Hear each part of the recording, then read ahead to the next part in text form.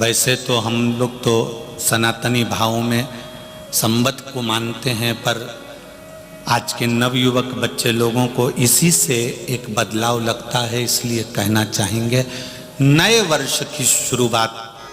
जैसे हनुमान जी कितने भाई हैं? बोलो जम के बोलो, हनुमान कितने भाई हैं? 6 भाई हैं ना हनुमान जी। तो हनुमान जी जो 6 भाई हैं, तो हनुमान जी का नंबर पहले नंबर पर है, और हनुमान जी के बाद में हनुमान जी का जो भाई है वो गतिमान, फिर रतिमान, फिर मतिमान, फिर वृत्तिमान। ऐसे हनुमान जी जो 6 भाई हैं, उसमें हनुमान जी का दूसरे नंबर का जो भाई होता है गतिमान। महाराज हनुमान जी के उल्टे पांव का सिंदूर लाकर गतिमान का नाम लेकर जो अष्टमी के दिन स्वस्तिक बना देता है, उसके व्यापार में कभी कमी नहीं आती। उसका व्यापार, दुकान, फैक्ट्री 4 चांद लगा देती है। हनुमान जी का दूसरे नंबर का भाई, क्या नाम है उसका? जम के बोलो। रति नहीं, गति। ग्रेप्स वाला जी, गतिमान। जो बेटियां ससुराल में दुखी हैं, बहुत कष्ट में हैं,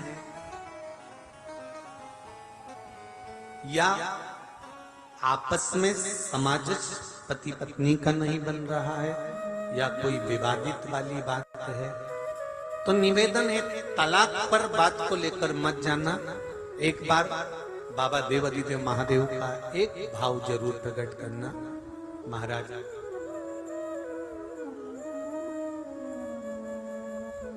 श्री अवधूतेश्वर महादेव का नाम लेते। कौन से महादेव? अवधूतेश्वर महादेव का नाम लेकर थोड़ी सी मूंग, हरी जो मूंग होती है, उस मूंग को गला लीजिए पानी में। गलाने के बाद में उस मूंग को शिव मंदिर में ले जाकर भगवान जो नंदीश्वर विराजमान होते हैं वहां रखकर 7 बेलपत्र उस मूंग पर चढ़ा दिया। चढ़ाकर बेलपत्र मेरे देवादिदेव महादेव को अवधूतेश्वर महादेव के नाम से समर्पित करते थे। वो मूंग उठाकर गौशाला में या आपके रोड पर कोई नंदी दिख जाए, या गौशाला में कोई नंदीश्वर हो, तो उस नंदी को वो मूंग खिला दीजिए थोड़ी सी। 3 या 4 प्रदोष करोगे, तलाक तक बात नहीं पहुंचेगी, आपस में प्रेम बढ़ जाएगा, बेटी को सम्मान मिलना प्रारंभ हो जाएगा और टेंशन समाप्त होगा, परिवार नहीं टूटेगा।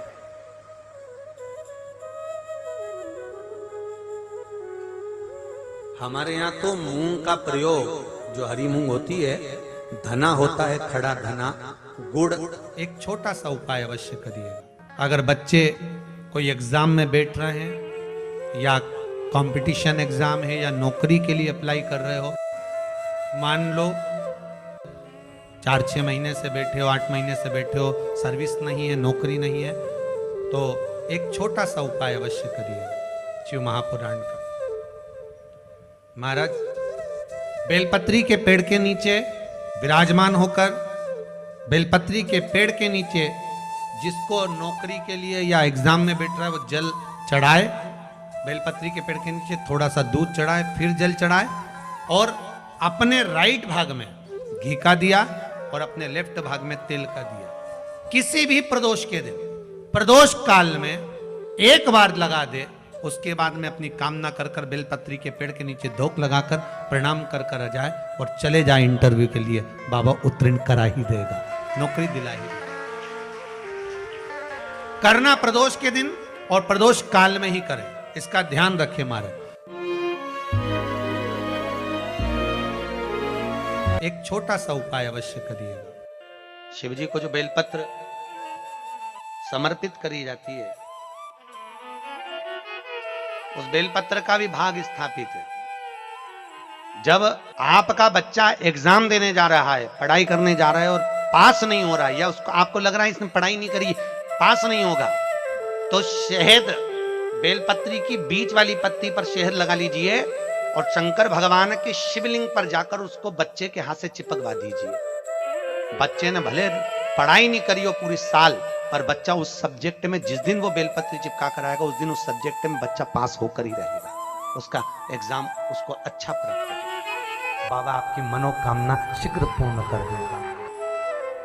बाबा करे। 33 कोटि देवताओं को बिठाकर तब भगवान शंकर ने हाथ में गंगा का जल लेकर उस अश्व पर छोड़ा तो उसको कपूर बना दिया। कपूर बनाकर उसको यज्ञ में समर्पित कर दिया।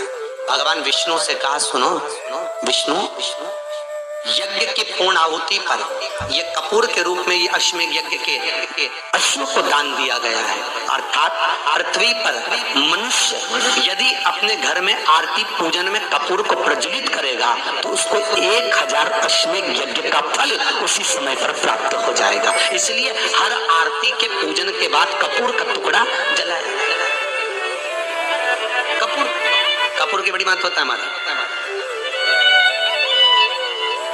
यदि घर में क्लेश मचा हुआ है, बहुत अशांति है, बहुत ज्यादा क्लेश है, बहुत ज्यादा क्लेश, तो कपूर के 4 टुकड़े कर लीजिए और 4 टुकड़े कर चारों दिशा में घर में रख दीजिए। कितना भी झगड़ा चल रहा होगा, कितना भी क्लेश मचा होगा, शांति हो जाएगी अपने आप शांति हो जाएगी 5 या 7 मिनट के अंदर। बस कपूर के टुकड़े को 4 दिशा में रख।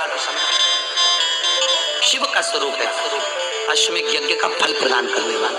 फैक्ट्री नहीं चल रही हो, कोई व्यापार नहीं चल रहा हो, तो एक कांच की प्याली में कपूर के 7 टुकड़े, फिटकरी के 2 टुकड़े और खड़े नमक का 1 टुकड़ा केवल उस प्याली में रख दीजिए महाराज। 15 दिन तक रखे रहने दो उसको, आपको खुद मालूम पड़ जाएगा कि व्यापार कैसे चलता है। बहुत ध्यान दें, जिस व्यक्ति को माइग्रेन की बीमारी होती है, आधा सिर दुखता ही रहता है। सिर पर सिर दुखे, कभी यहाँ से दुखे, कभी यहाँ से दुखे, कभी यहाँ से दुखे, कभी भुकुटी दुखे, उसको एक ही काम करना चाहिए। शिव मंदिर में भगवान शंकर को 7 लौंग समर्पित कर देना चाहिए सोमवार की अष्टमी के लिए। कौन से दिन? सोमवार की अष्टमी पड़े उस दिन 7 या 5 लोग शंकर भगवान को समर्पित कर दें। किस जगह पर समर्पित करना है? जहां शंकर भगवान की बेटी अशोक सुंदरी का स्थान, आपको बताया था ना कथा में, जहां पर शंकर भगवान की 6 लड़कियां हैं, उसमें सबसे छोटी लड़की अशोक सुंदरी का जहां स्थान है, उस जगह पर लौंग समर्पित कर दें और उस लौंग को उठा कर लिया। एक एक कर लौंग को सुबह के समय बिना मुख धोए दरवाजे की देहली पर या शंकर मंदिर की देहली पर बिना मुंह धोए, बिना स्नान के उसको चबा चबा कर खा लेना। एक एक लौंग को एक दिन, आज एक खाली, कल दूसरे दिन खाली, तीसरे दिन खाली, सुबह। महाराज जिंदगी में कभी सिर दर्द नहीं हुआ, कभी माइग्रेन की